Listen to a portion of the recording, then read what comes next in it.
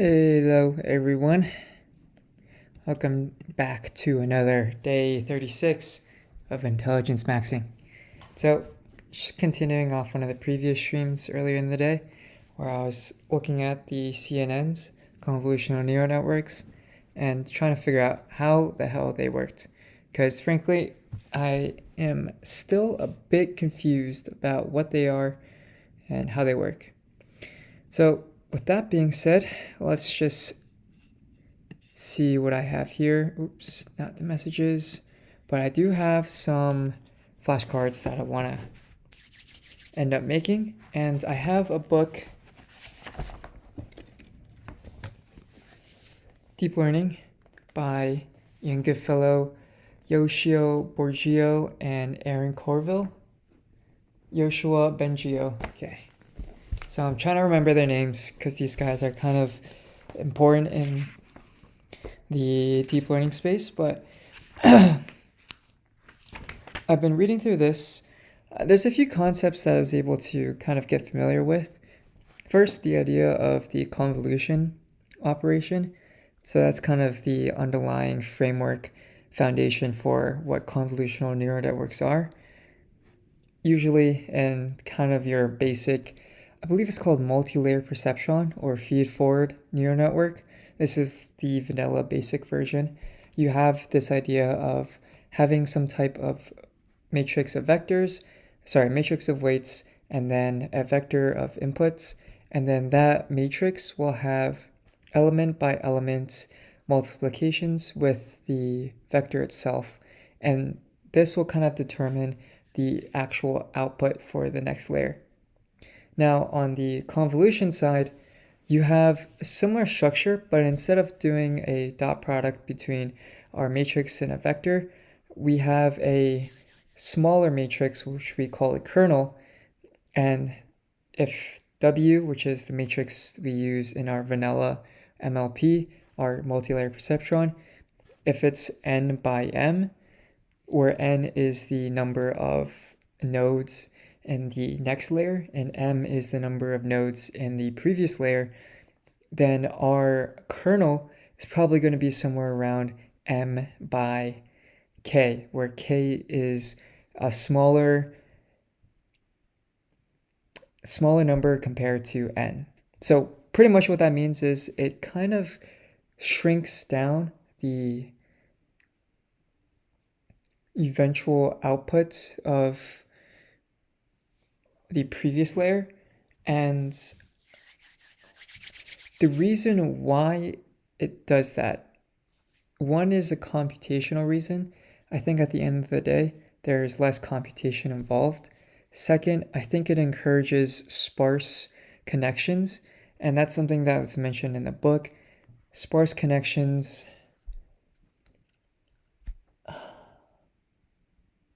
I'm not entirely sure what the advantage was.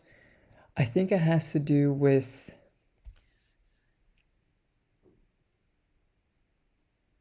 specific nodes or units will learn some special feature.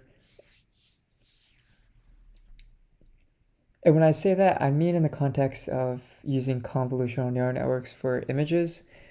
So I think maybe you have these layers of a neural network, a CNN. First layer will learn, using the kernel, some basic defining edges or maybe the color of certain pixels on a picture. And then as you go through all of the different layers of the neural network, each layer will combine some type of edges or colors, pixels together. And that's maybe the idea of pooling. That is also something I'm kind of ambiguous on.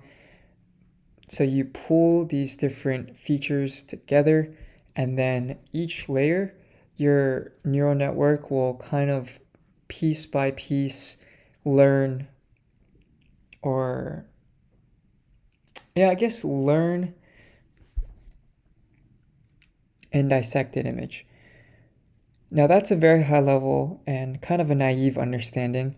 There's a few other things that we should note.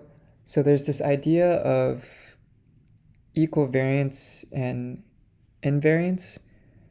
I think equivariance is the idea where if you shift the underlying image or make some changes to the inputs, which is an image, then that will eventually change the output.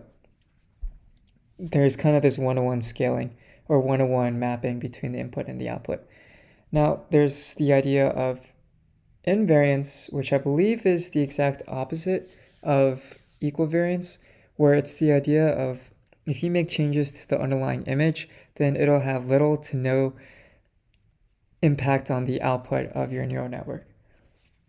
So those are two big ideas that seem to be pretty important here. I want to say there's also one more. It has to do with the idea of, I think it's feature selection, or maybe, I forgot the exact term, but the big idea is, how should I say this? So when you have a traditional multi-layer perceptron, your parameter, so your weight in the matrix, is unique in the sense that you'll have a single weight element for a single node for a single element in your input.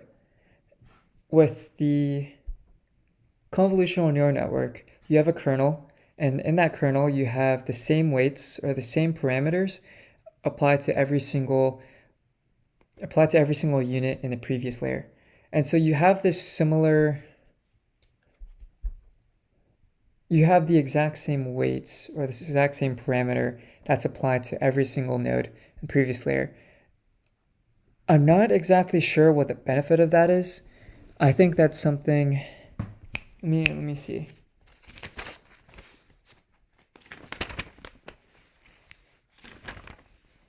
Parameter sharing. That's what it's called.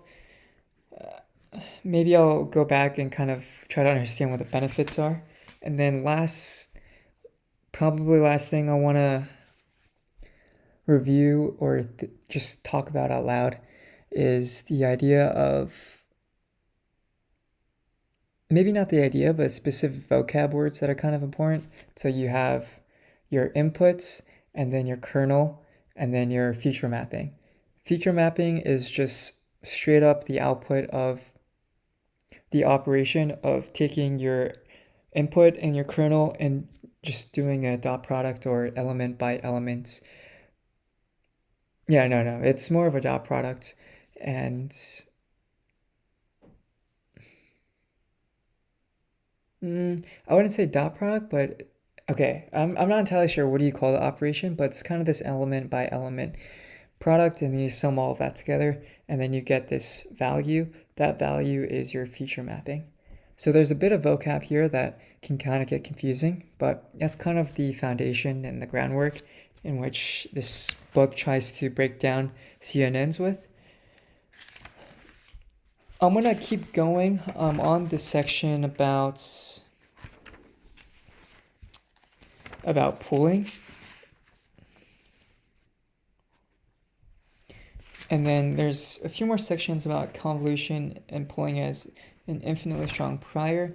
And then there's also variance of the basic convolution function. Okay, so I'm gonna do that. In the meantime, I do have to go use the bathroom, and I do have to respond to a text message real quick.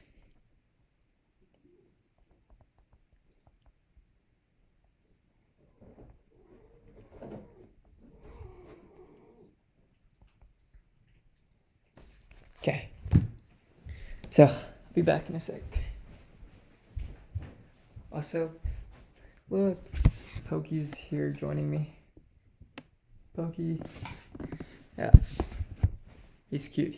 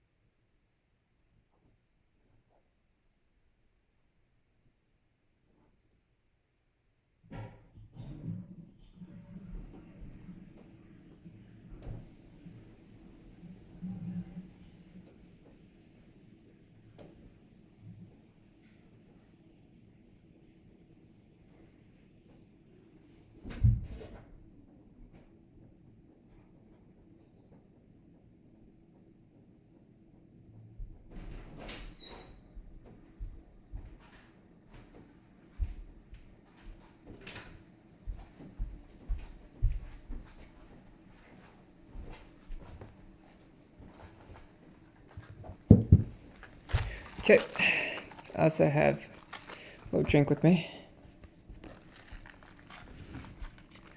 Maybe I should grab the straw.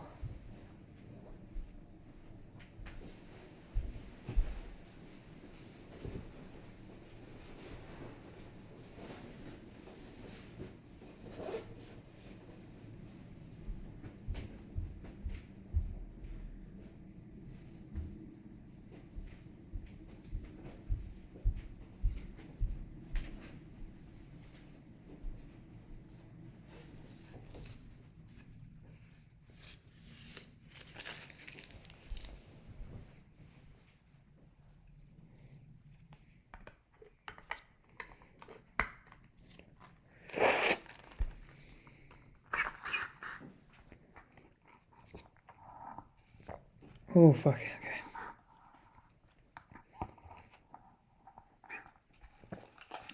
Alright. Got my bev. Got some water. Let's do this for another 30 minutes to an hour or so. Let's go! Alright.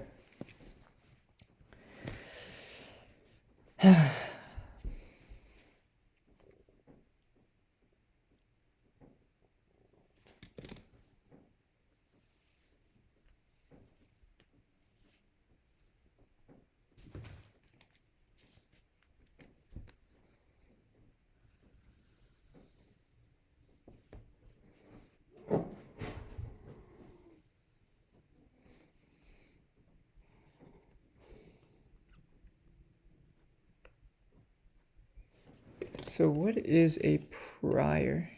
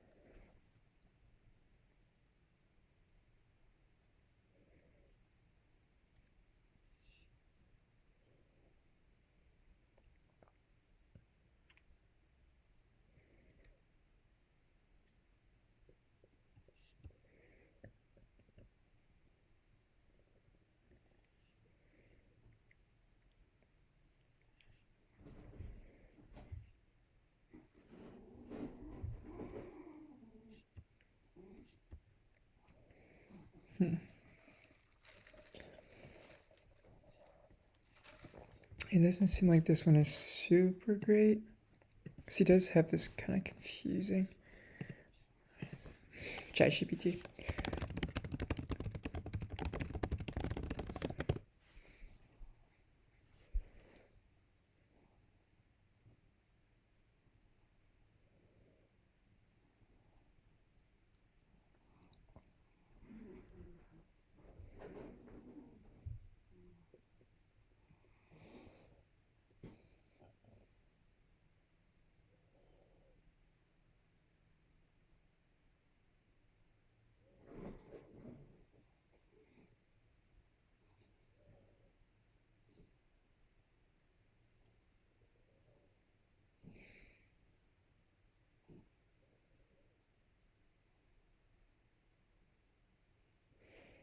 Hmm.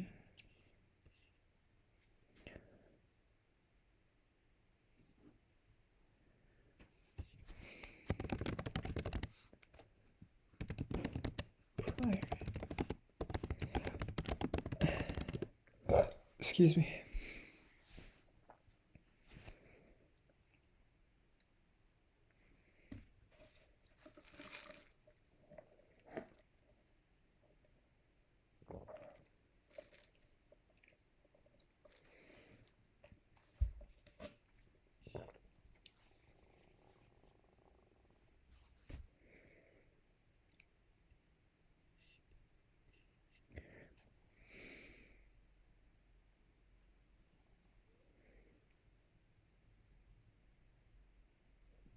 So prior is the idea of whatever distribution or random variable is before observing data.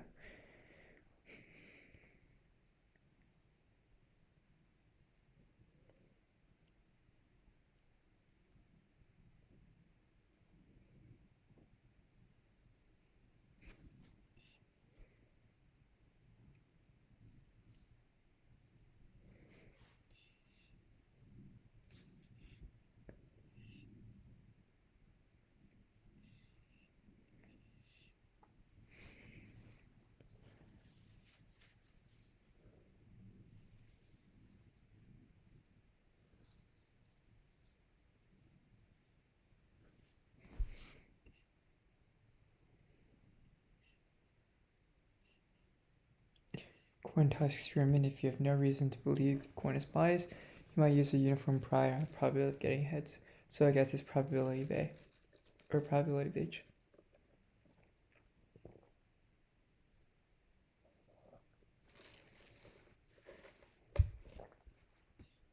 Okay.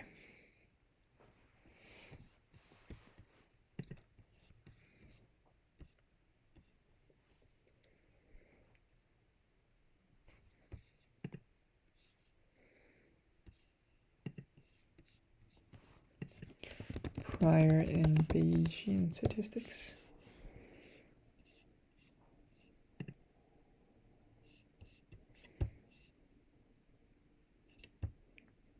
Okay.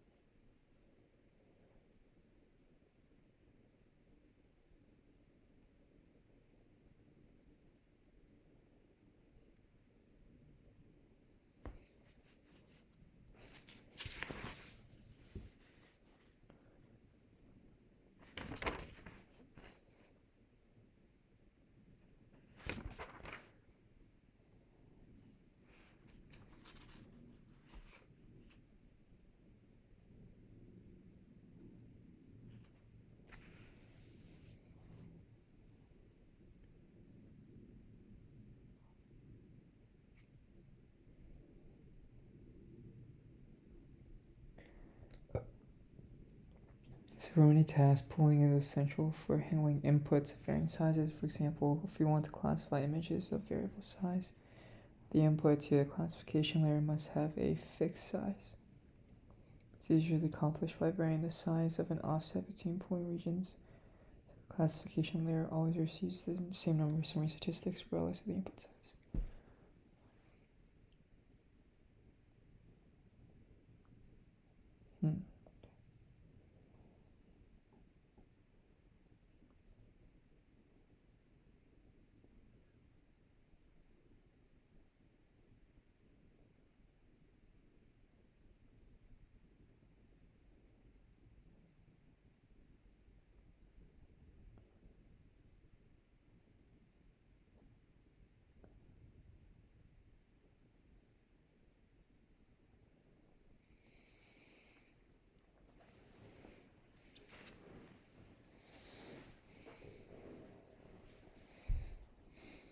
Output of softmax.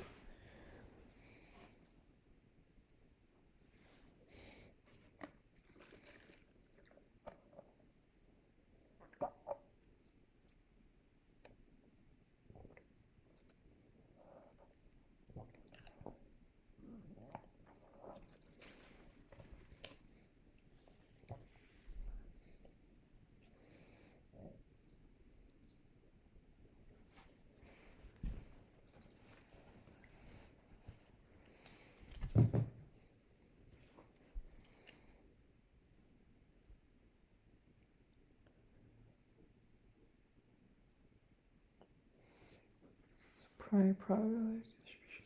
This is probability distribution of the parameters of a model that encodes our beliefs of what models are reasonable.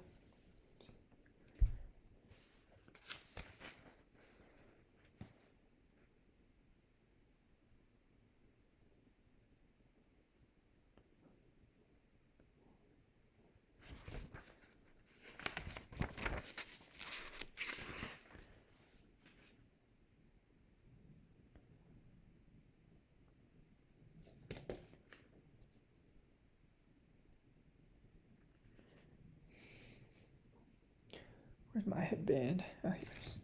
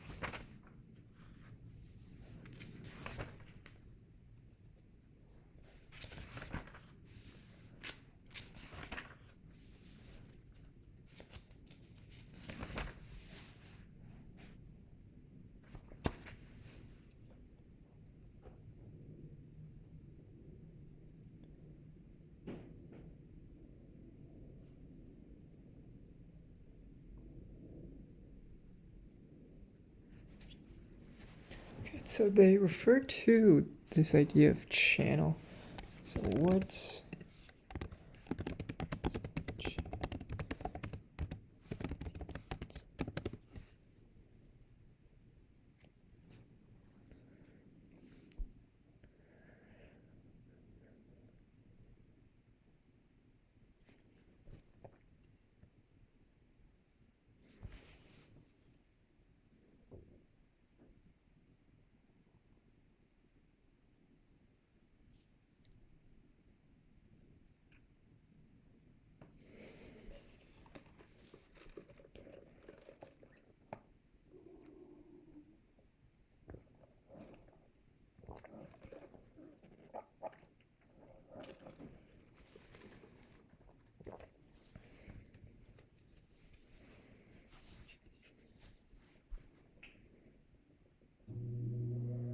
all right, 3 channels.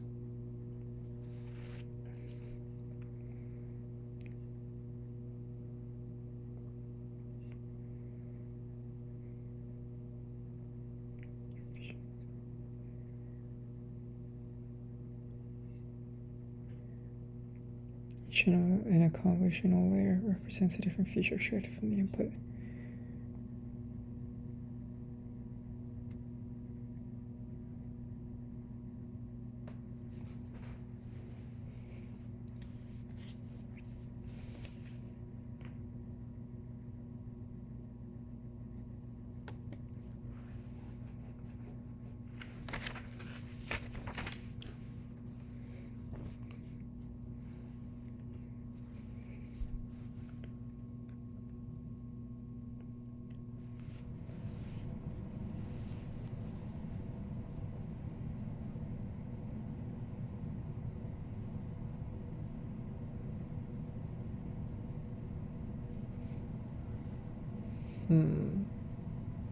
So how does a feature map detect an edge?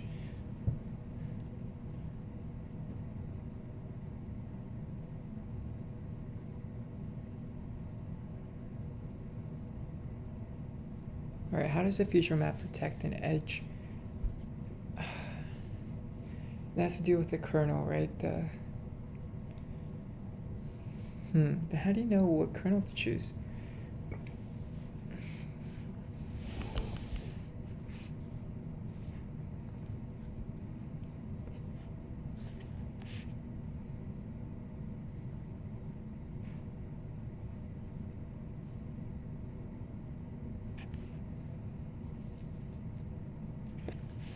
Oh yeah, so what is a tensor?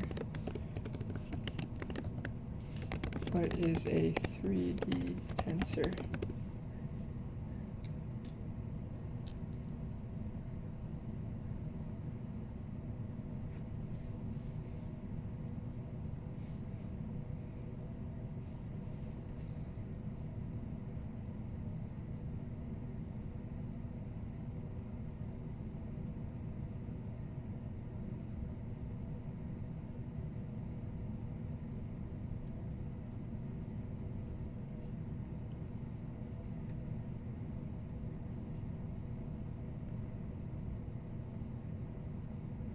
So 20, ooh. Yeah, this is where it gets a bit more complex.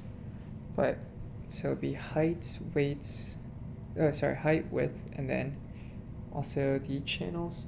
Channels being RGB, red, green, blue. Okay.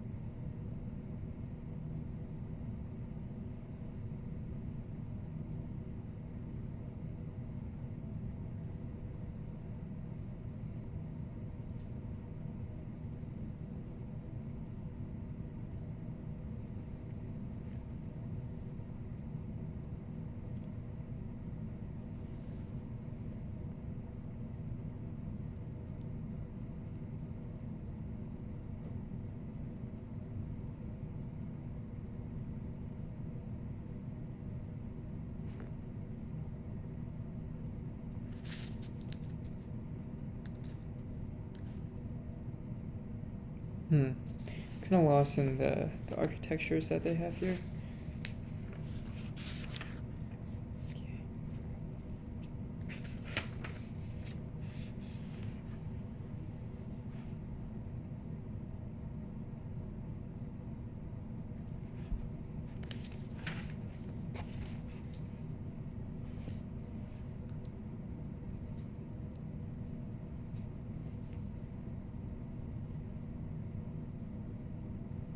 Forty kernel tensor cube.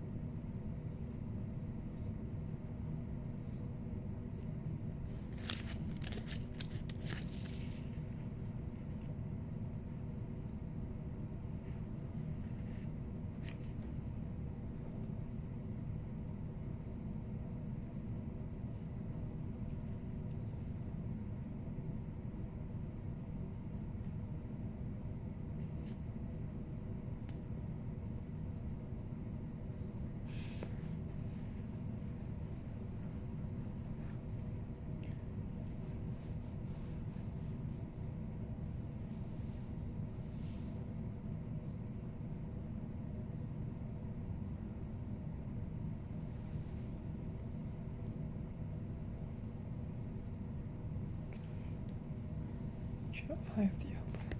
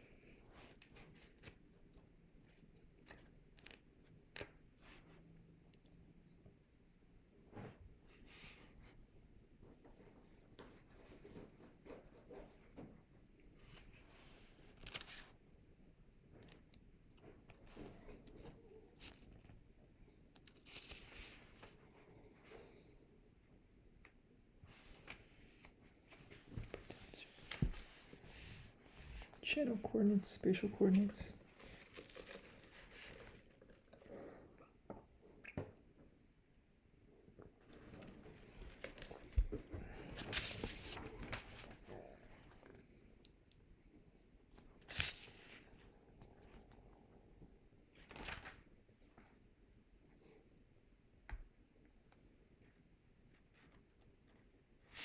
Okay, so I'm not gonna lie, I'm a bit lost here. So I'm gonna see if there's anything in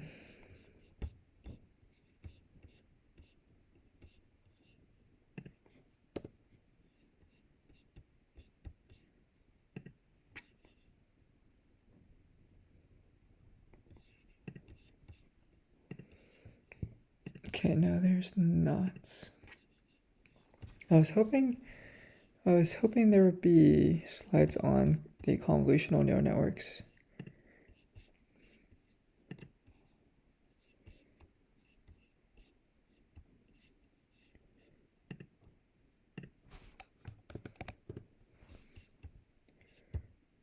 '21, maybe.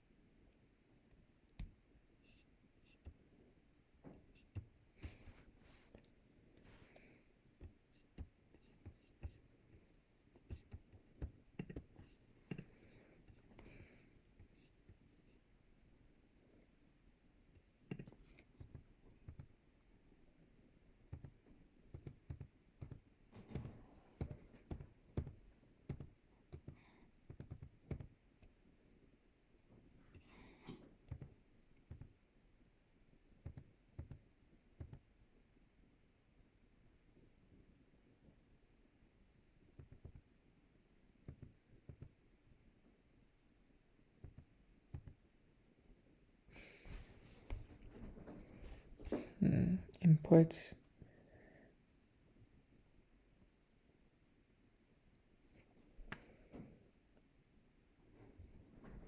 So maybe this is something I'm gonna have to rewatch because I wasn't here for this lecture, but it seems like there's the idea of fully connected layers best suited for images. It seems like you're breaking down an image into smaller parts, right? Okay. Connected neurons. Column connected neurons. Great connected. Feature map. Another feature.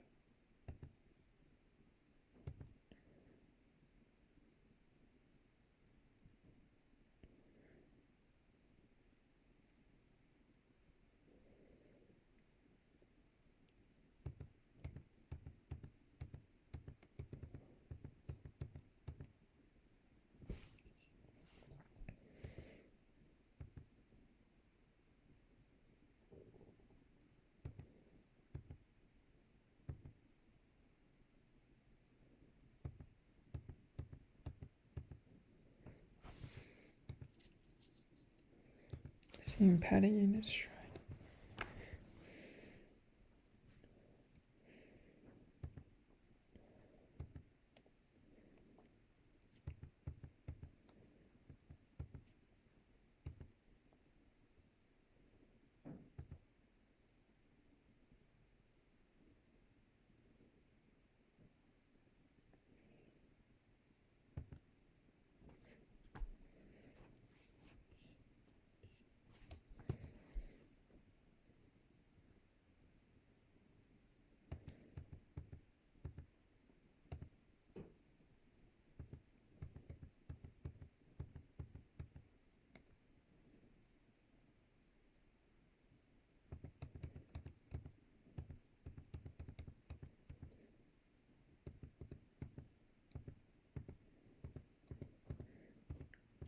Do you remember this?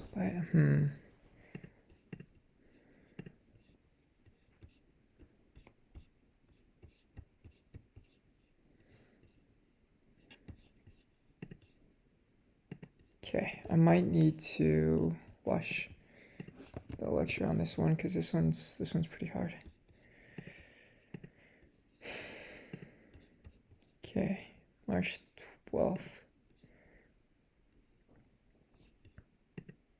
Now we'll start recording CNNs.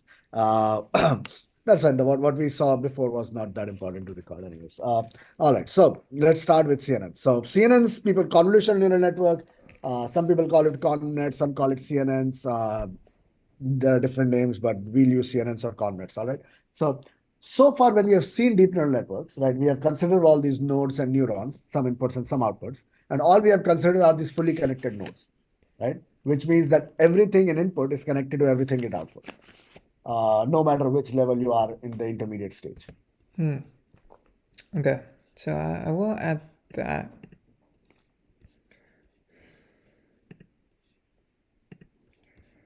Classes.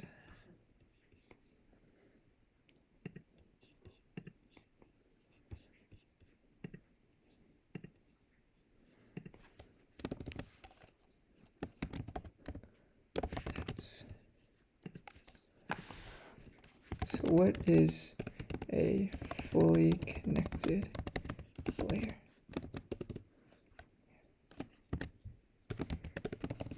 CMSC 472 deep learning cognate.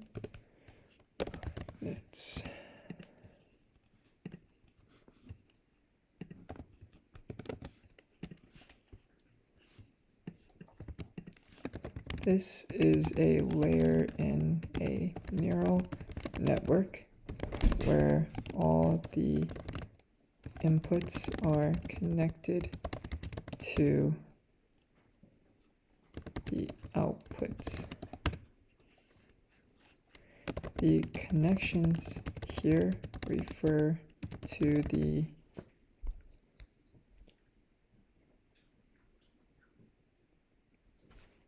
mapping of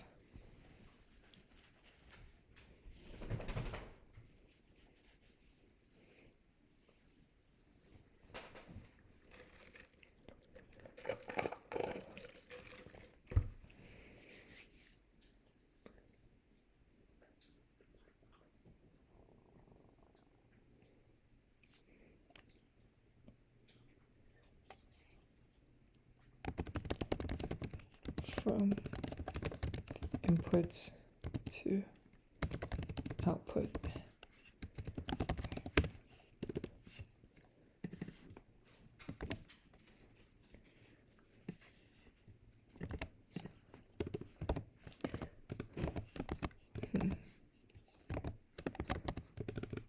So when give an example. Example of this is when looking. Example of this comes from traditional multi-layer perceptron neural networks, where the linear activation maps is computed by W.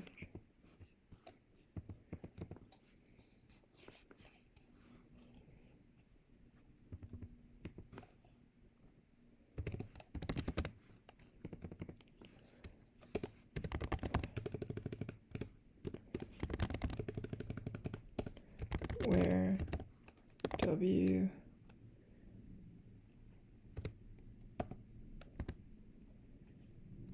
and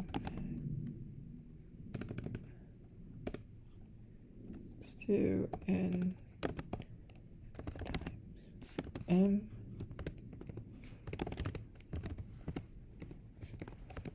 in m by 1.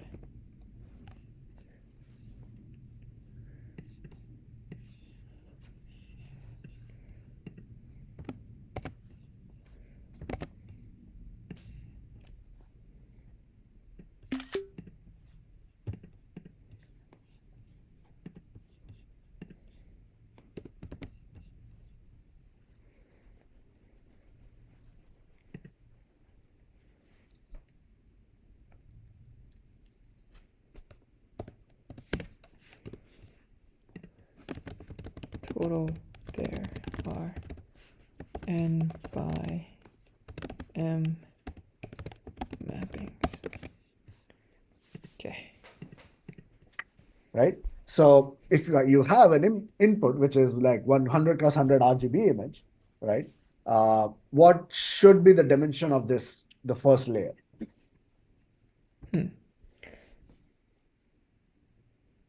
So 100 by 100 by 3.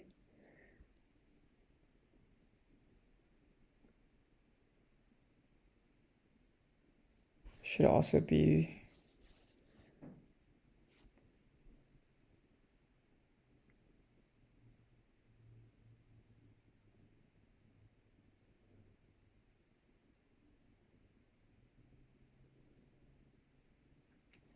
100 by 100 by 3. What should the input dimension of the first layer? The first layer, which is going to be what takes the X as input. Yeah. 30,000 times something, right? Depending on how many hidden neurons you need as the output after that. Yeah, so the first matrix will be 30,000 and the second dimension depending on how many you need. Suppose you need 100. Oh, okay, never mind. So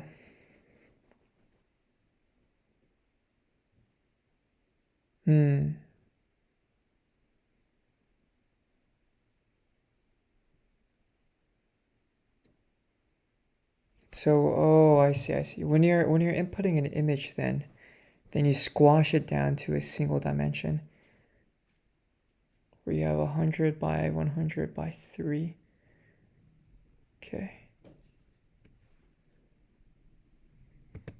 Right? Then you know that you have 100 features in between, and the next input takes those 100 features and generates something as output and so on and so forth. Right? So first of all, you can see even for a 100 cross 100 image, the first weight matrix is pretty crazy, right? So that like, you have to sort of flatten the whole image out and then give that image as input. So the question people started asking back in the day was, are fully connected layers the best? Are they best suited to represent images? But first, because of the dimensionality, you have to have so many neurons dedicated to processing the input, which ends up taking a lot of memory. But second, the other reason was that these images have some sort of structure that is inbuilt in these images, which is not captured by this fully connected neuron. Right? An example. So assume this image is represented by that slab as input. Right? A fully connected neuron, a single neuron, is connected to all these pixels at once. So 30,000 weights will give you one output. Right? Now another neuron also looks at the whole image, and then again 30,000 weights, and now it's 30,000 times 2, and so on and so forth. What these two neurons don't have any notion of is how close or far they are. Like what in image space, what pixels are close, what pixels are far. There is correlation between them, right? So if these are the pixels you are considering, the pixels in the background, they are close to each other, they will probably capture similar thing. There is a pixel on the nose and then the pixel on the body of the cat, right? For these neurons, all those pixels are exactly the same. It cannot really take into account that should be some sort of correlation between nearby pixels in an image, right? So I think this may be where the convolution idea takes place, because maybe the kernel then is used to compute the correlation between the cross correlation and the correlation between different parts of an image that are close to each other. So the people started wondering, can we actually do better? Okay, so there's a few things here I need to add.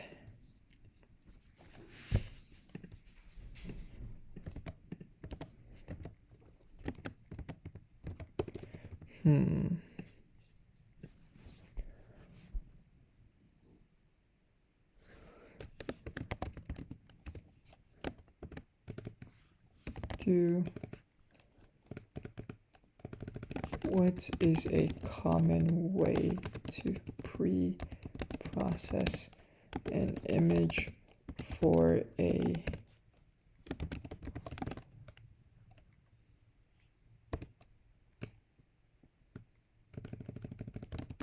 be fed as inputs to a neural network.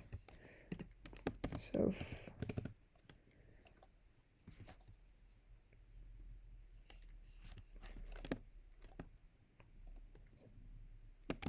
image is usually flattened to two dimensions.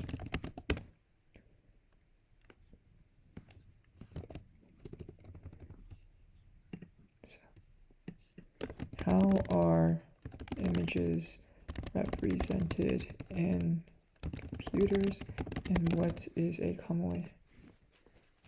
So, images are usually represented as 3D tensors, where the dimension is explained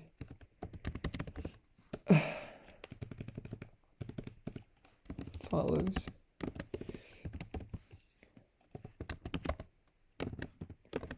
Height times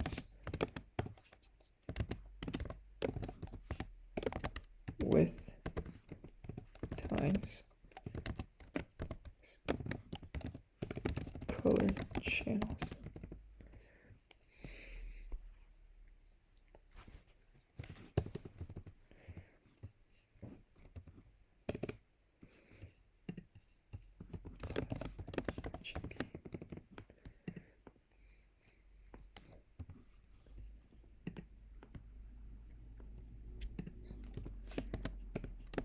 Neural networks work best with two-dimensional data, so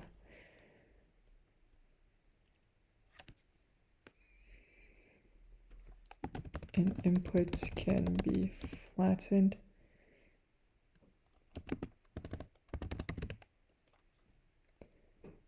to a single vector that is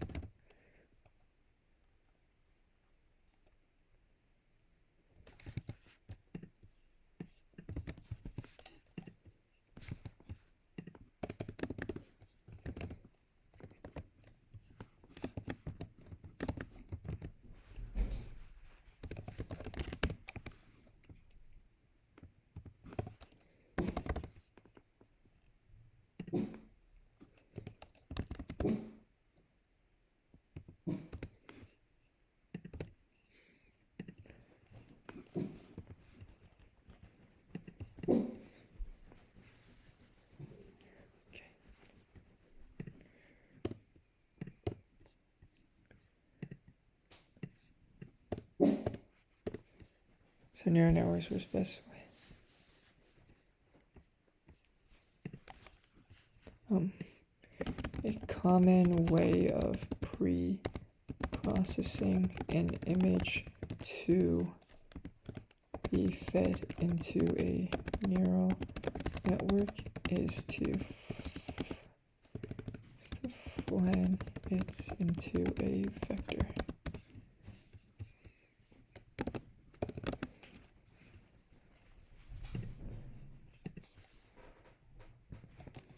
With the following dimensions.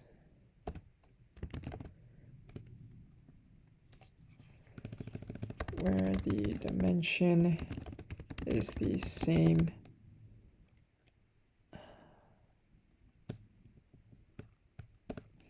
the product of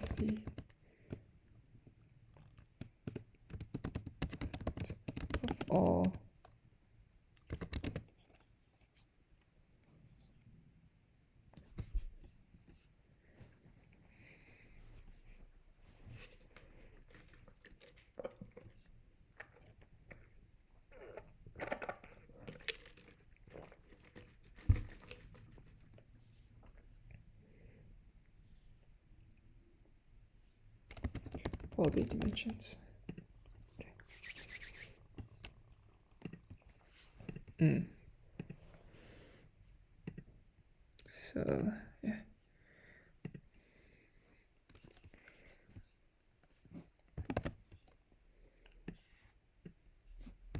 oops, let me get this.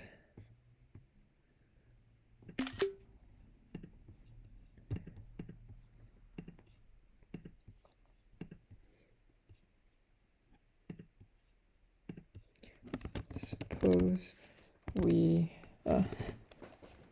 suppose that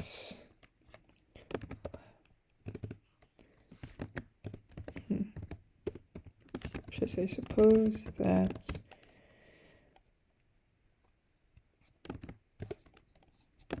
I'm training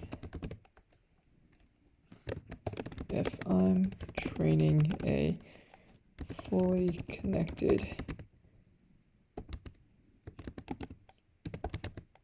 network, multi-layer perceptron, what will the dimensionality of the vector of the first layer be if my input is an image that is 100 by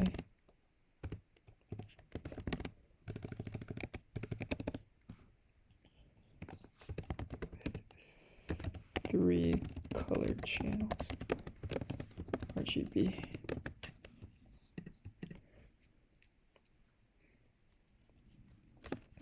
The input itself will be flattened to a vector of 1 by 30,000, and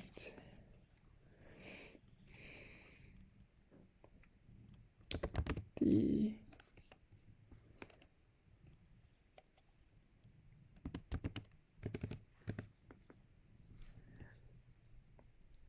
of the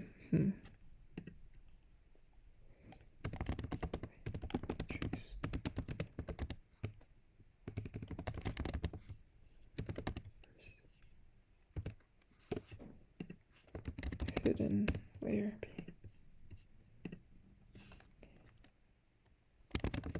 Matrix will have times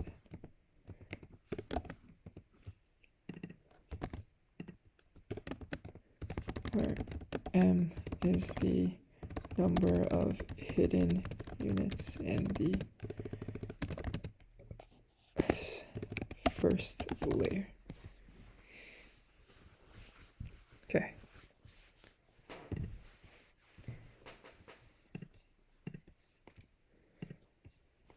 Yeah, so the first matrix will be 30,000 and the so that like you have to sort of flatten the whole image out and then give that image 1,000 times 2 and so on and so forth. What these two neurons don't have any notion of is how close or far they are. Like what in image space, what pixels are close, what pixels are far. There is correlation between them, right?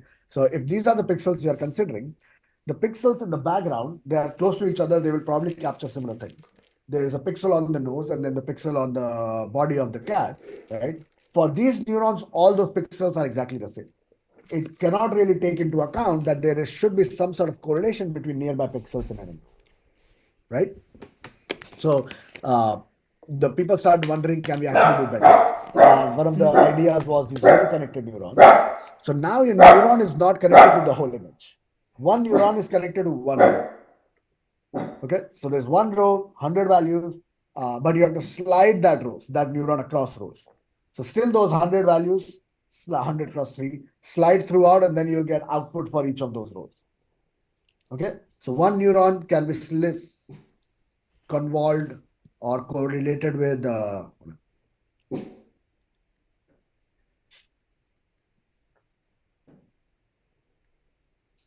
Apple Pencil battery died. Okay, that's fine. Yeah, the same neuron can be applied to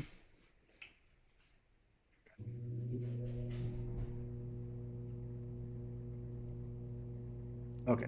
The same neuron can be slid across this image, apply to this, each row, and you'll get one value for each row. Okay. So row neuron, your output is going to be one column of features for each neuron. Does that make sense? Right. Apply to this each row, and you'll get one value for each row. Okay. So row neuron, your output is going to be one column of features. So the row connected neuron. The output would be one column of features.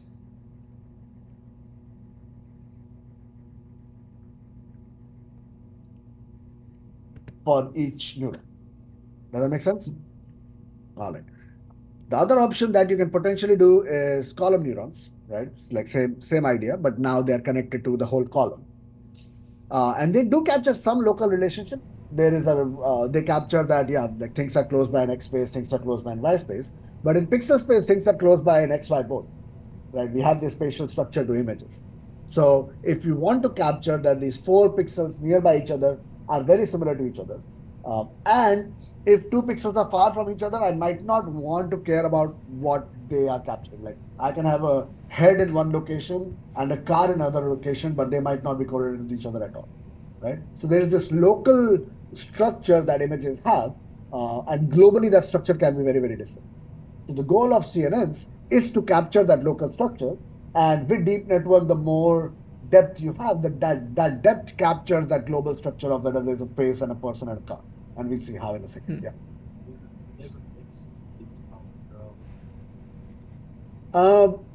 For yes, for some generative models, there have been row LSTM, some pixel RNN style models have done that in the past. But for CNNs, generally speaking, this is what we stick with, squares. So CNNs, or convolution operation usually are the same structure as input. If you have 1D signal you want to convolve, you'll have a 1D signal you'll convolve with it. Images are 2D signal, you'll have a 2D signal that will convolve with it. Okay, or 2D times 3, so 3D signal you'll convolve with it.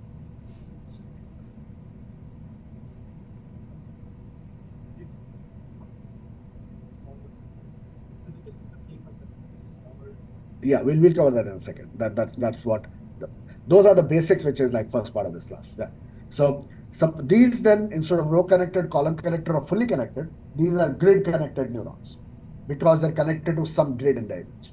Okay, so they are connected to say this part, this grid in the image, or there's a neuron which is a set of weights that applies to a grid in the image. Okay. So now let's see this in slight more detail. So you have some learned weights. So right now your weights are applied to the whole one. Now you say, no, I have some set of weights, right? I'll take these weights and apply to this location in the image. Okay. So those weights apply to x's, y, x values in the image. Do the multiplication and addition, you'll get one value out of it, right? This is that one value, that feature value. So neuron gives you a regress value. This is now that regress value from that window. Does that make sense? Now this is one set of learned weight, which gives you one value.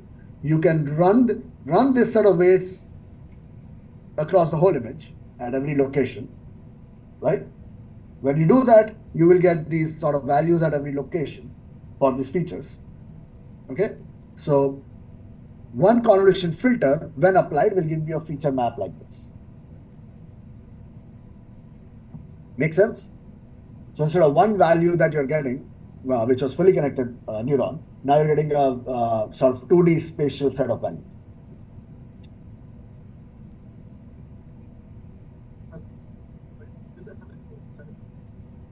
We will hold on those questions till we finish this. Okay, this one neuron gives you one set of weights. Now you have a different learned filter, which is the second neuron, right? The second neuron gives you another set of feature maps. They're same as 10,000, 30,000 plus 1, then 30,000 plus 1. So total we had 100 of those. In this case, I'm showing 2 of those. Okay, so these are the number of neurons you have, number of filters that you have. Does that make sense? Yeah. Like, so it depends. The neuron, you can write it as the large W matrix, then which is one layer is one neuron. Or in this, each node which takes the whole input is one neuron, which gives you one value. And then you accumulate 100 of these, and that's what gives you one large W matrix in the original fully connected layers. Right? So in this one, you have one small set of W that are these weights, which gives you one feature map. Right? Another W gives you another feature map, and so on and so forth. You stack those feature maps together, those are your convolutional feature maps.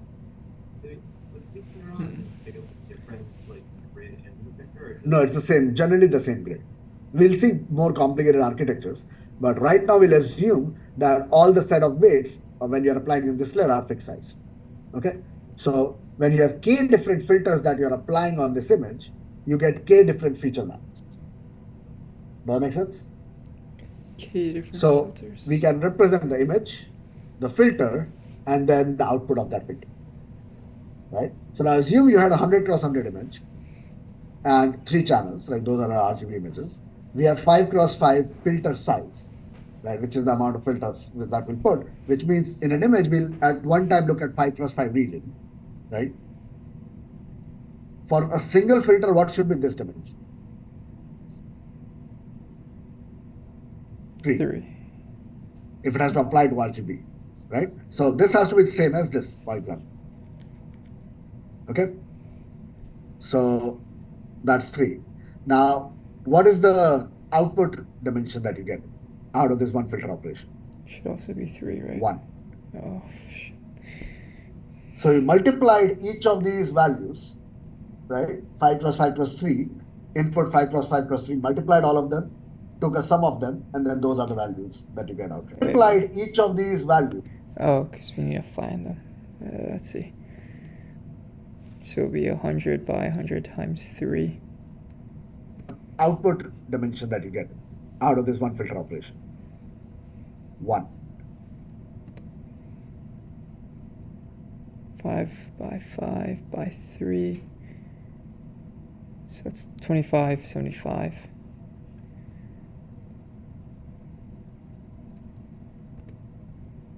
So you multiplied each of these values, right? 5 plus 5 plus 3, input 5 plus 5 plus 3, multiplied all of them, took a sum of them, and then those are the values that you get out here. Yes, in a second, because you can guess it, but you don't have enough information to guess it. So why don't you guess it, and then based on what stride and what padding?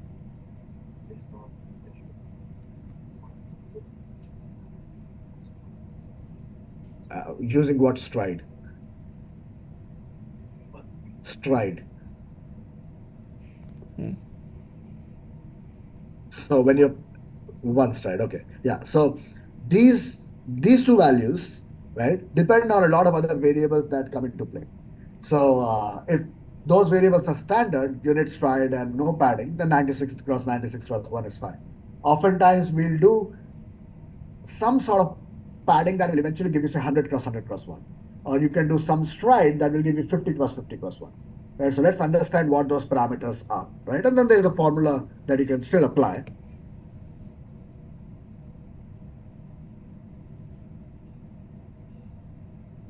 So we have 95. You're saying 95, 95. Stride of 1. So we could keep going. Okay. But let's understand what those parameters are. But everyone is clear about these parameters so far? Yeah? Okay.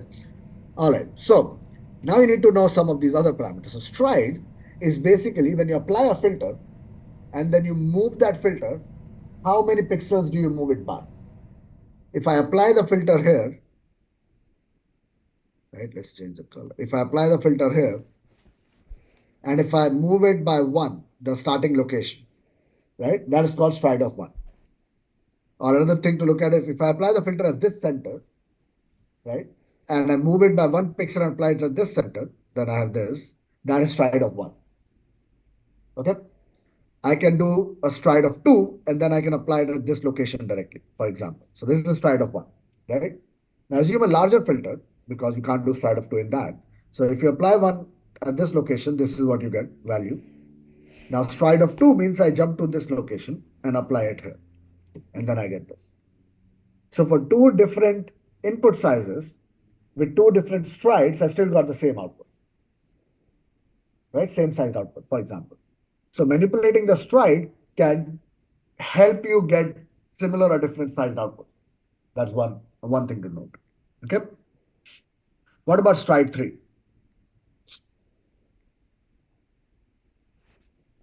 With the same, say, stride 3 on this. Right, so you have 3.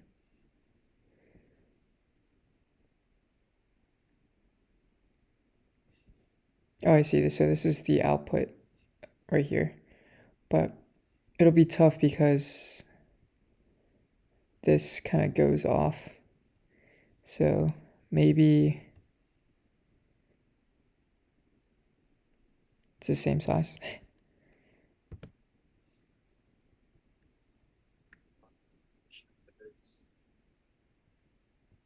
So you can apply it here. You get a number here and you get 1 square, right? Then you do stride of 1, 1, 2, 3. You need to apply a filter here, but the filter doesn't fit there. So if you don't know anything else to do, you'll skip it. So instead of 2 cross 2, you'll just have 1 cross 1 output with a stride of 3.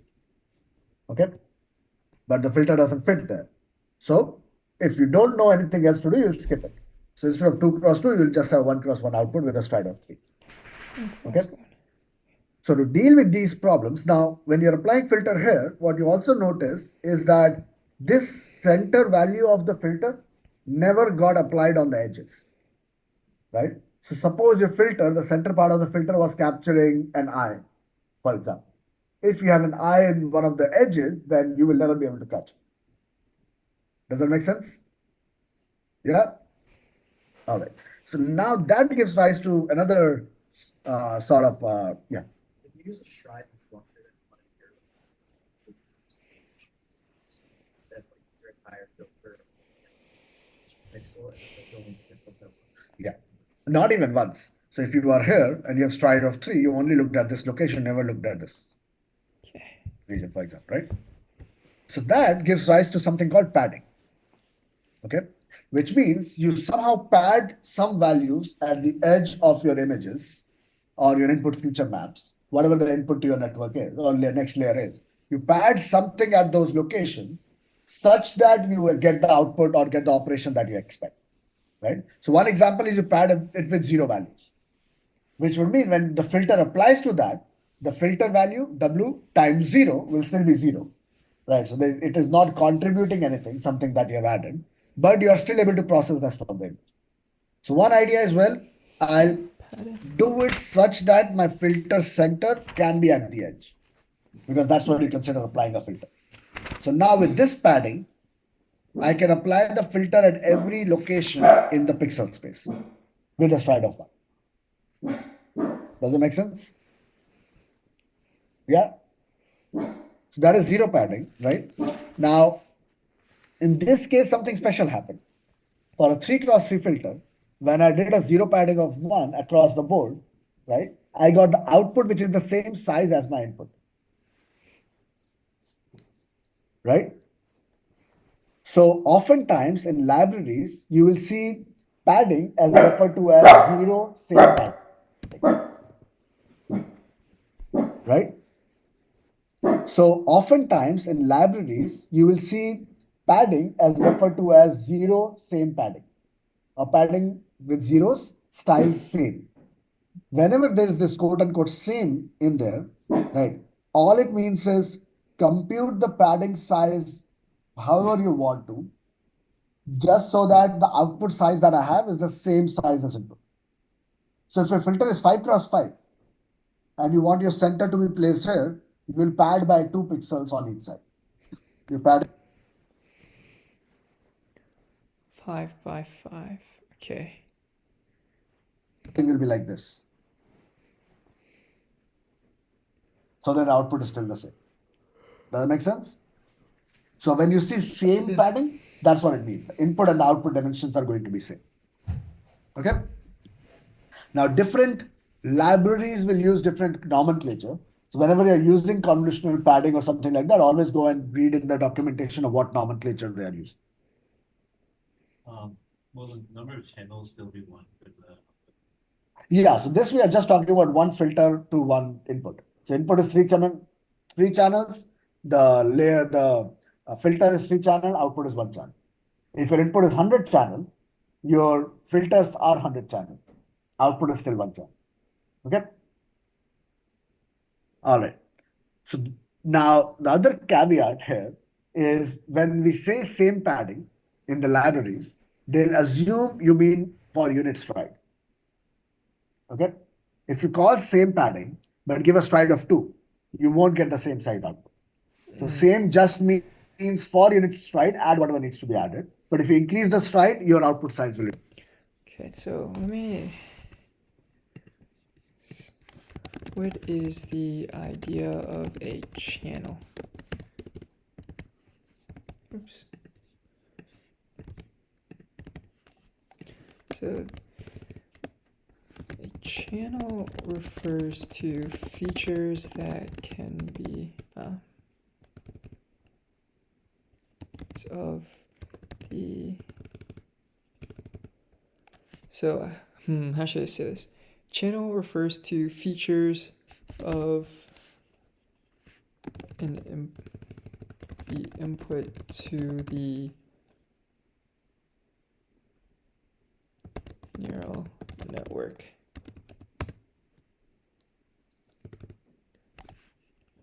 To a neuron. In the context of convets and image data,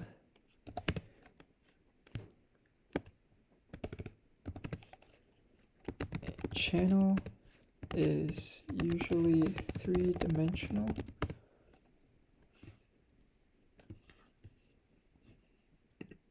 A three-dimensional vector that represents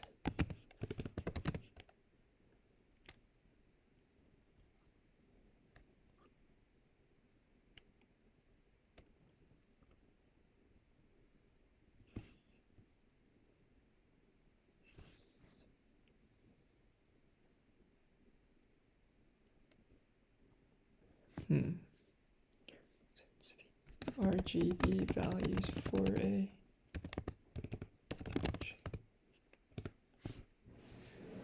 channel refers to features of the input in a neural of the input to a refers to features of the input neural network.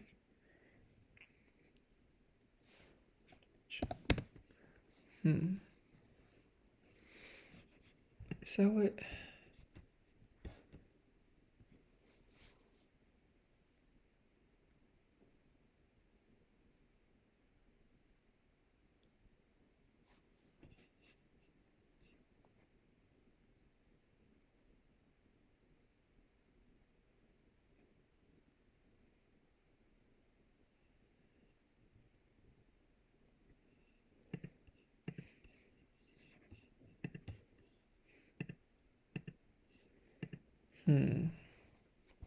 So channel refers to features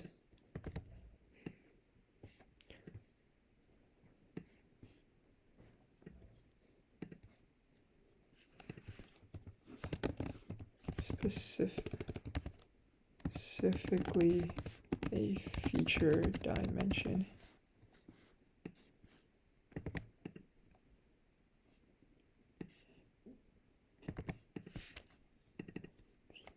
input data to a neural network. The content of convets with images as inputs as the input data. Channel is usually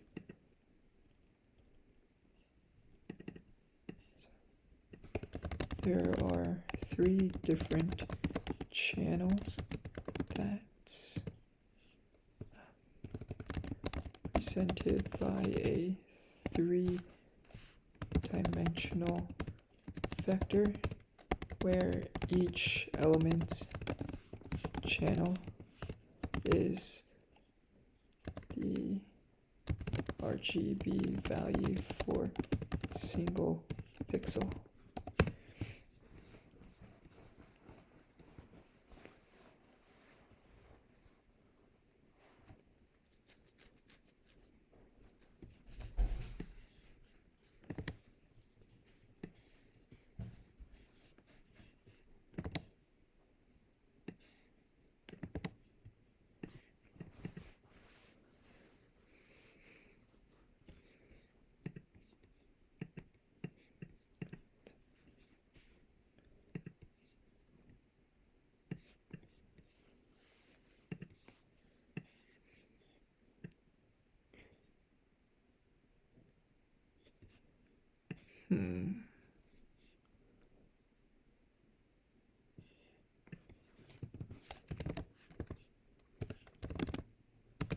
Holds information about data. Okay. All right. Oops.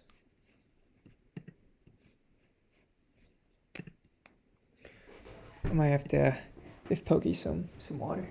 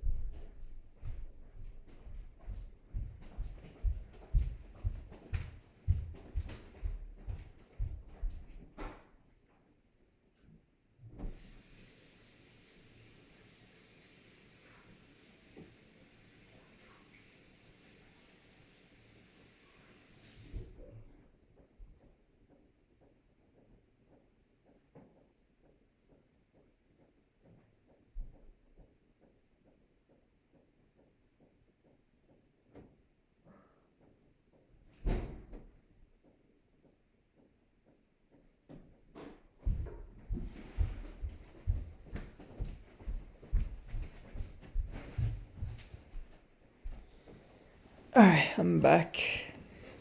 Have an infestation of ants, unfortunately. So I was dealing with that too. Oh man, alright. Open widget. YouTube is not receiving enough video to maintain smooth stream. Alright, it's okay. Video. Okay. But again, read the documentation. So zero padding is basically center of the filter needs to applied on every pixel, especially at the edges. So pad however much you want so that the center gets applied. If you have a 7x7 filter, Yeah, so add.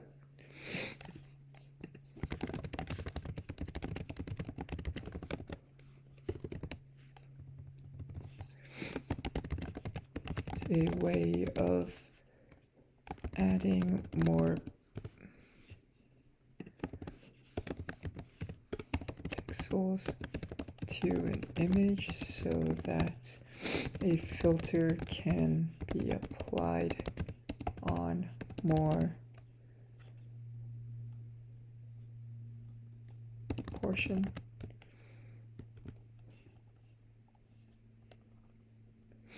Parts of an image.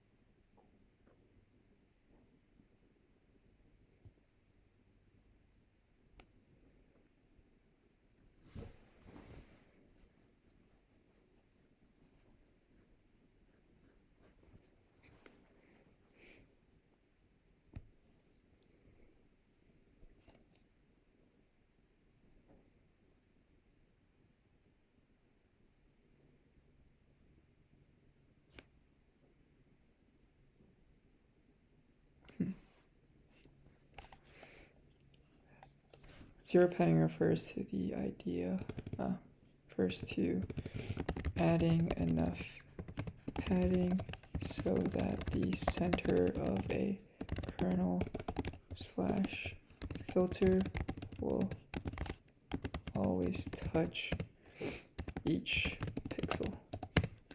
This ensures that the output dimension is same as the input dimension.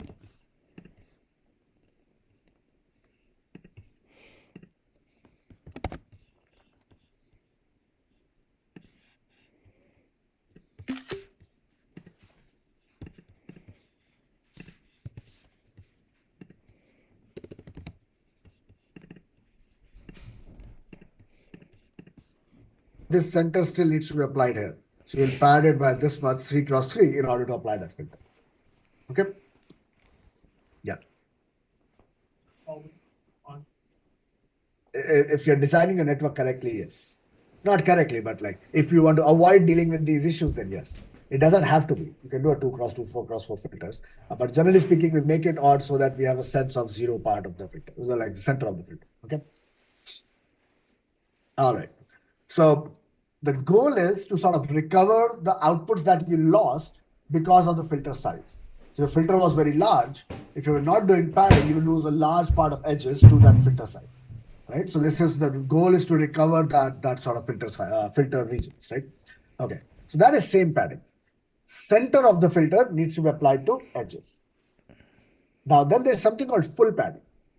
Full padding means all the filter elements need to apply it at the edges. So if you have a 3x3 filter, right, instead of just this center, this edge needs to be applied to this location.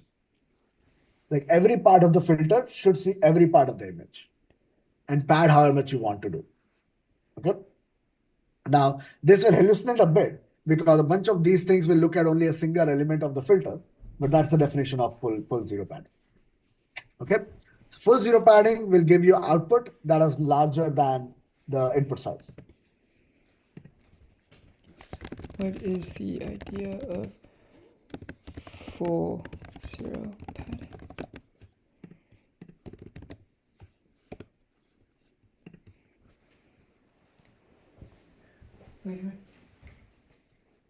here.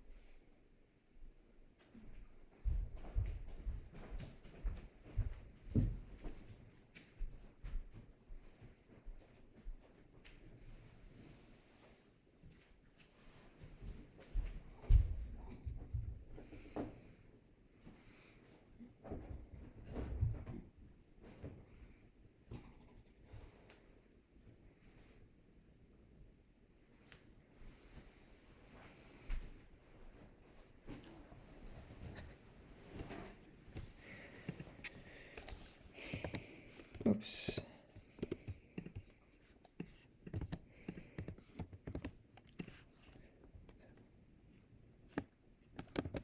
Full zero padding refers to adding more pixels to an input so that the edge of a kernel slash filter slash kernel touch every pixel. This will increase the output size.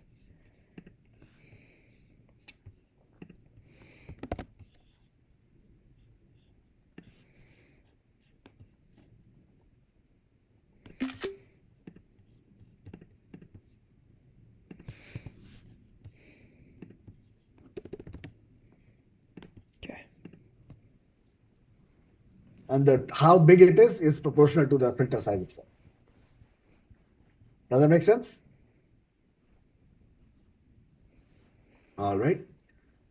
So these are all zero padding, right? We just appended zero values. You multiplied those zero values with the weights and you're fine. What are some other types of paddings that are there? So there are non-padding options. So zero padding will give you this edge artifact, right? It's like image and then all zeros.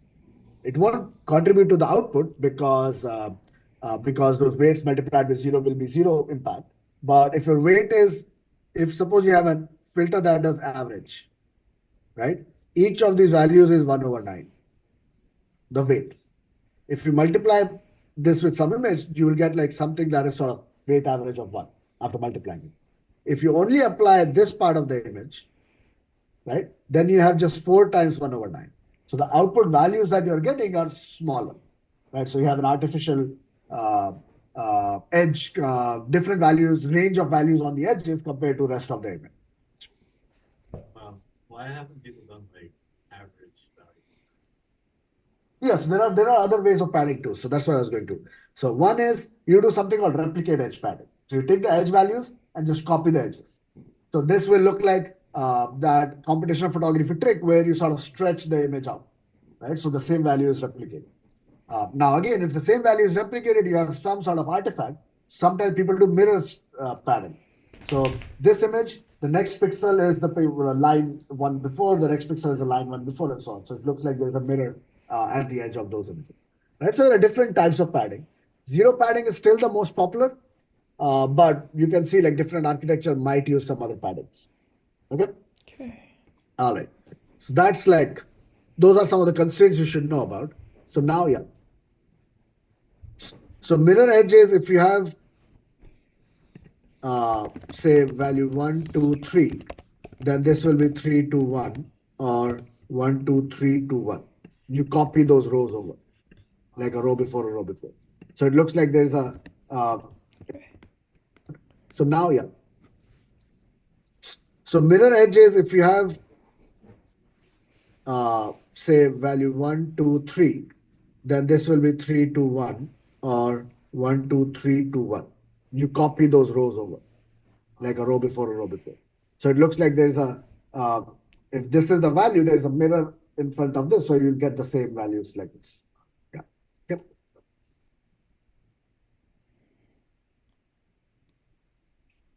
It goes in. So it just doesn't stretch it out. Yeah. So not the same value. Okay.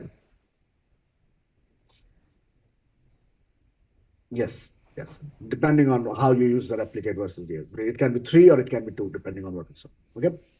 All right.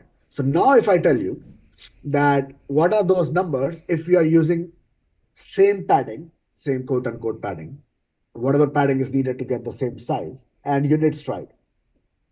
Now what is that size? Okay, so same padding to get the same. So it'll be 100.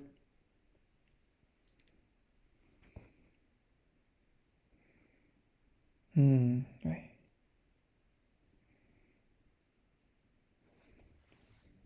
Is it 100 by 100 or is it 300 by 300?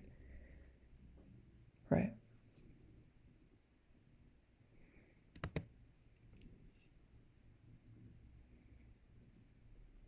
It's 100 by 100 because by definition, Okay. if it's unit stride, you pad it enough to get the same size as output.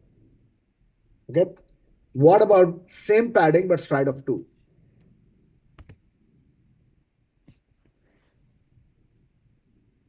It's the same thing, 100 by 100 then. Because you still want the same padding. 51 by 51. Like What? there's always these edge cases. If you calculate, you'll get the.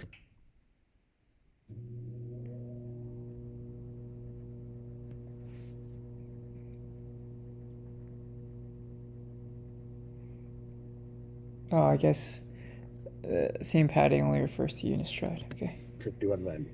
Okay. So there is a formula, right? If your input is A cross A, convolution filter size is F cross F, you have padding of P pixels on each side, right? And stride of S, then this is the output size for each of those dimensions. Okay. You don't need to remember it. You can always work it by hand. We will not ask you to remember this formula for the exam and stuff like that. Okay. But it's useful to debug if you're implementing CNNs from scratch, right? It's useful. This formula is useful to debug, right? You will have test cases where you'll say, initialize an weight matrix by this, figure out this next layer, and your test case says, I know this value to be this. And if it doesn't match, you'll do for even, you do for odd, you do for odd, even, and so on. And if those test cases doesn't match what you expect the dimension to be, then you know something is off. Okay? Make sense? All right. So now if you have one filter, for the rest of this, let's assume we use the same padding in its stride, right? If you have one filter that gives you one channel in the output space, right? If you have K filter that gives you K channel that we saw before, right? What are those K filters? Those K filters are these 5 cross 5 cross 3 copied K times over. Okay. So remember the giant W matrix that you're storing all the neurons in? Now this is the matrix that you store all your weights in. Does that make sense? So remember when you were doing fully connected layers, this was W that takes input and then gives you the output. This whole thing will be W now. So maybe it's a 3D tensor then, W. You'll initialize them differently. So hopefully the network will learn different things for each of them. One will want to capture edge, one will want to capture curve, one will want to capture red blob, one will want to capture something else. It's doing a sliding window, same as your neurons. You had n neurons in a layer. Each neuron learned different things because when initialized differently, we want them to distribute what it learns. It's the same thing now, each filter is learning a different thing. So if you had this 100 cross 100, no. If you had a 10-dimensional input, which goes to 100-dimensional output in the center, you have these 100 neurons that is taking each one of those inputs and giving you one number as output, right? Why do those 100 learn different things? Because they're initialized differently. And then when you do the back propagation, the hope is that it will actually distribute the learning. That's the same thing that will end up happening here. Or that's our hope.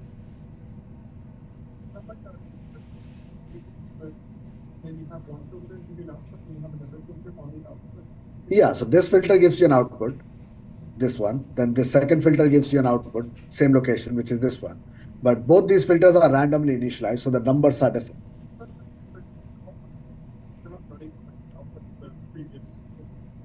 These will run Whatever is here will run on the output of the previous filter. Oh, cool. Yeah. No. This runs on the image, and then whatever comes here, we'll build that in a second. Yeah. These filters are different layers. Like, One set of K filters is one layer. okay. Yeah. So this is layer one. There's a question here? Well, the entire thing is one layer. Yeah. So there's not K layer. This is not K layer. This is one layer.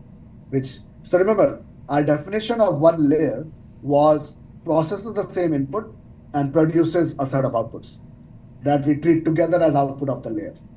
So it processes the same input image, the layer, and produces a set of outputs together, which we call output of the layer. The feature maps. Yeah, I was Okay. so within that AC equation. Now we'll learn another set of K filters, which we'll see in a second. So it doesn't take the filter, apply it, and then that involves that filter to apply the next filter. It applies all of them on the first image. So On the input. all these K are applied to the first image. Okay. Now let's wait for a few slides to see where the next filter comes up. Okay. But all these K are applied to the first image. Yeah. Okay. Any questions? So yeah.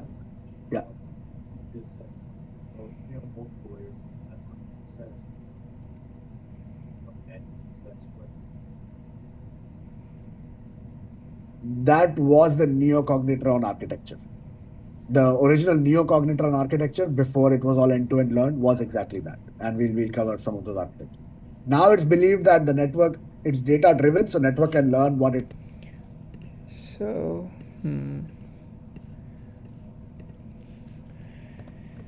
stride is how far center of the filter / kernel will move each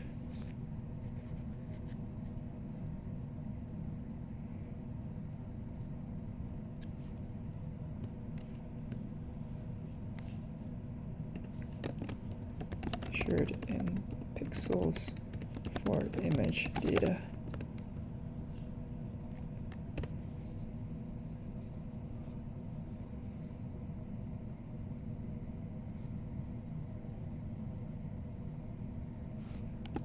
On the image. Okay. So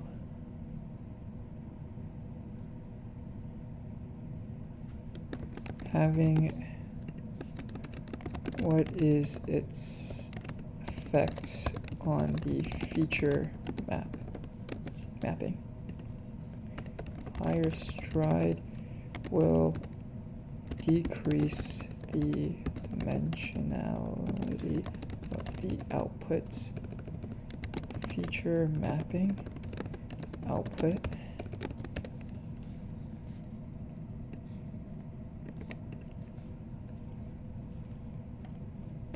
because there are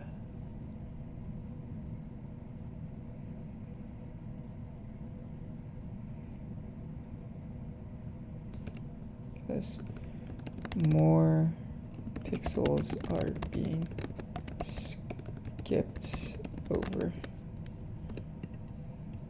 So I wonder if I can find a good photo for this.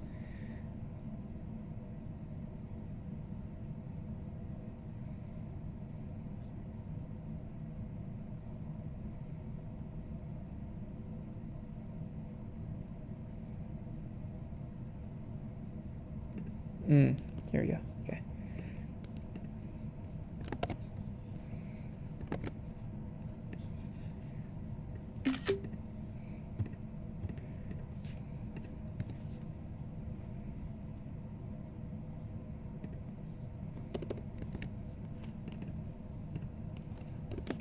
In this picture,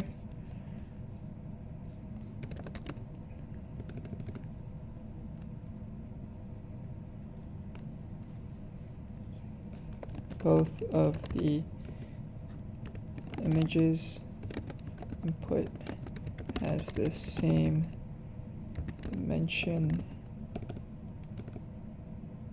as an output with the same dimension despite the first input having a smaller dimension compared to the second input. So this is 4 by 4. It's 5 by 5, right?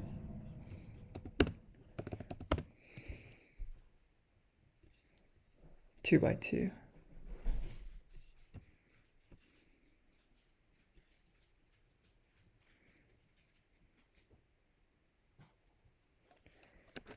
The second image has example has a higher stride so that the outputs have the same dimension. Okay. Yeah. Right? Because if you had 100 input dimension in a fully connected layer. Oh, okay. Channel. Right. Okay. All right. So all these K filters will represent as a single layer, which is 5 cross 5 cross 3 cross K, where this is the number of channels or number of filters that you have. Okay. And the output will be this, which we will know as K filters or K number of channels. Make sense? I think that might be a Now, hyperparameter. you can train another 5 cross 5 filter. Doesn't have to be 5 cross. Let's assume 5 cross 5 filter, right? The next layer, input is K dimensional, not 3 dimensional. So now your filter sizes need to be 5 cross 5 cross K, because you need to process all these K things together, right? And the output needs to be M dimensional, because you have M total filters. All right. So second layer is 5 cross 5 cross K cross M, and same padding units, right? Blah, blah. You have 100 cross 100 cross M as output. M is the number of filters in this layer. The next K. Yeah. Yeah. So another way people talk about it, my layer 1 has K channels, my layer 2 has M channels, or my layer feature 1 and feature 2 have K and M channels, which means that's how many filters they have before that. Make sense? Yeah. So you can see how there are multiple things. Right? One, you can see how big these matrices will become just given some of the small values that you are used to, right? If you had 100 here and 100 here, then this is 5 cross 5 cross 100 cross 100. Those are just the parameters in one layer, right? And then you have to store these features, which is 100 cross 100 cross 100 to compute backpropagation.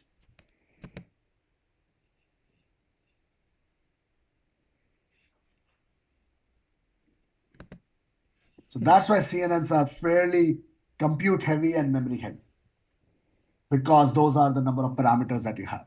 These are the number of parameters that you have to learn.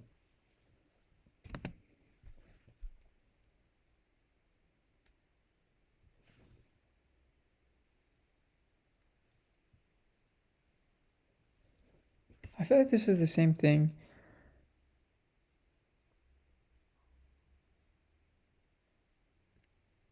Actually, maybe more than fully connected neural network. Okay. I don't know.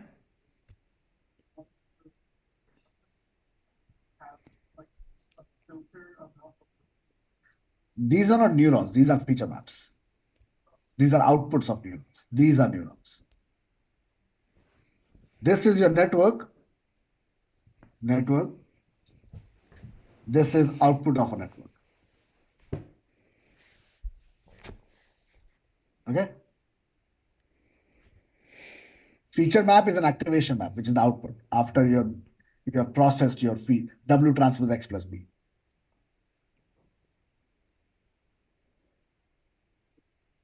These many. Or per neuron or per layer. Per neuron would be this much, because a single neuron is a single filter that you're applying, and you have M of those together.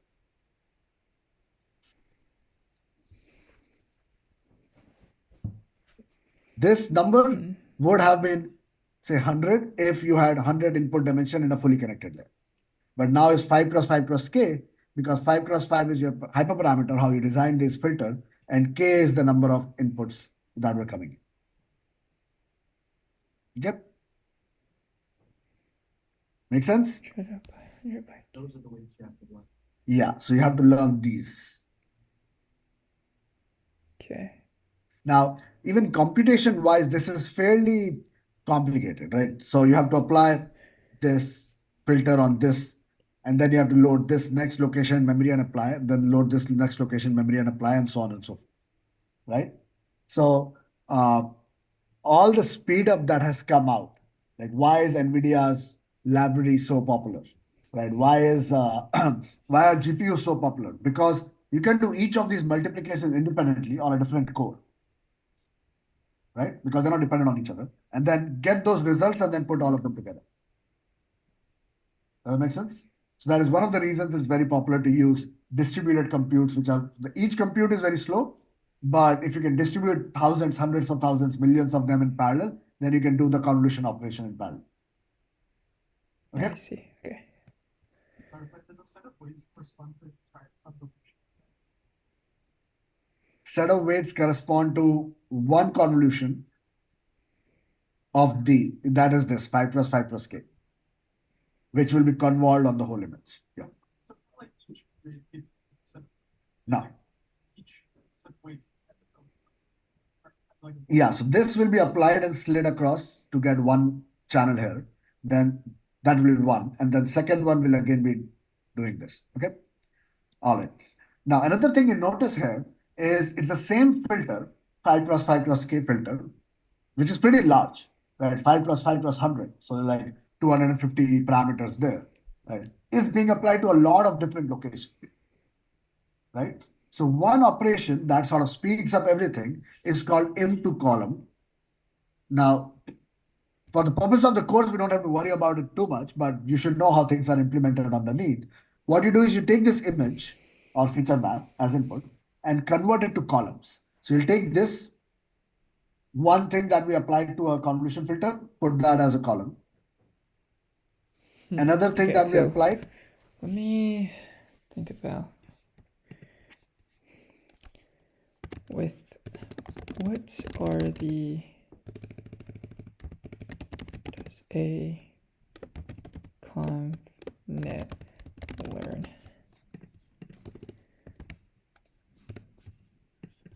I think this is important, and the big idea is that it seems like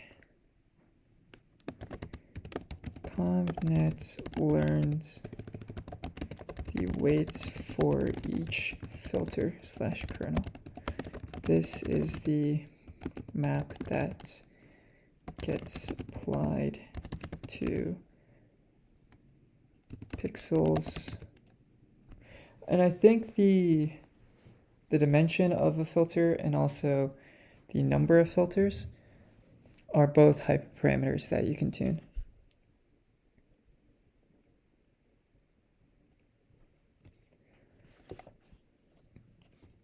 To the inputs.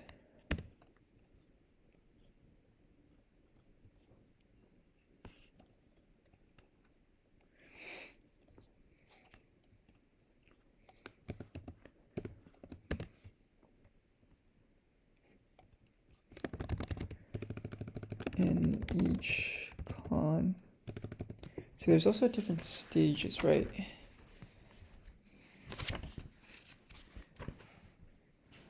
Convolution stage.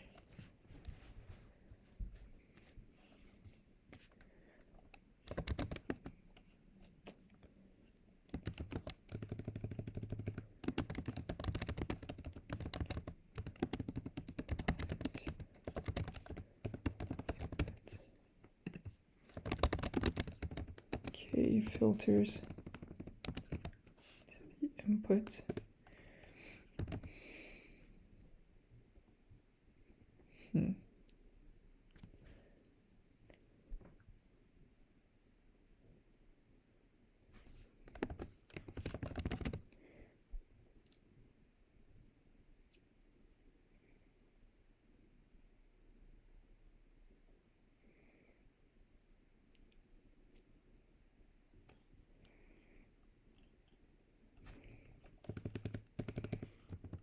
n times m times